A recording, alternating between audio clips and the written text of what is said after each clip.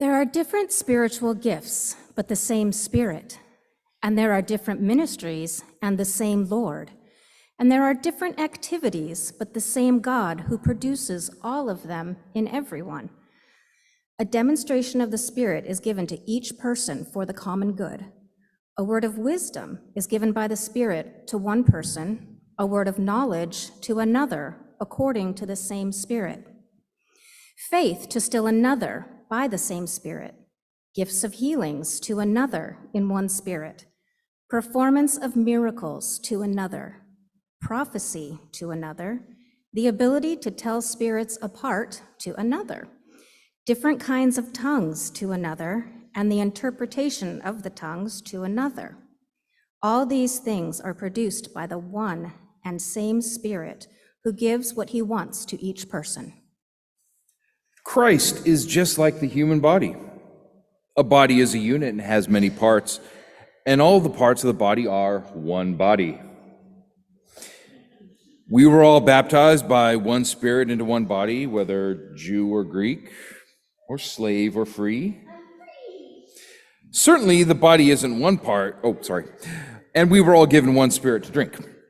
Certainly the body isn't one part, but many. If the foot says, I'm not part of the body because I'm not a hand, does that mean it's not part of the body? If the ear says, I'm not part of the body because I'm not an eye, does that mean it's not part of the body? If the whole body were an eye, what would happen to the hearing? And if the whole body were an ear, what would happen to the sense of smell? But as it is, God has placed each one of the parts in the body just like he wanted. If all were one and the same body part, what would happen to the body? But as it is, there are many parts but one body. So the eye can't say to the hand, I don't need you. Or in turn, the head can't say to the feet, I don't need you. Instead, the parts of the body that people think are the weakest are the most necessary. The parts of the body that we think are less honorable are the ones we honor the most. The private parts of our body that aren't presentable are the ones that are given the most dignity. The parts of our body that are presentable don't need this. But God has put the body together, giving greater honor to the part with less honor, so that there won't be division in the body, and so the parts might have mutual concern for each other. If one part suffers, all the parts suffer with it. If one part gets the glory, all the parts celebrate with it.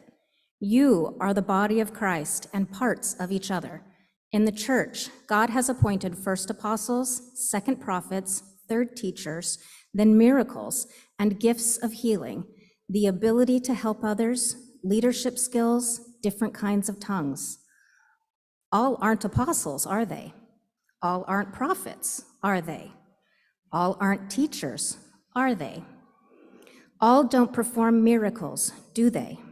All don't have gifts of healing, do they? All don't speak in different tongues, do they? All don't interpret, do they?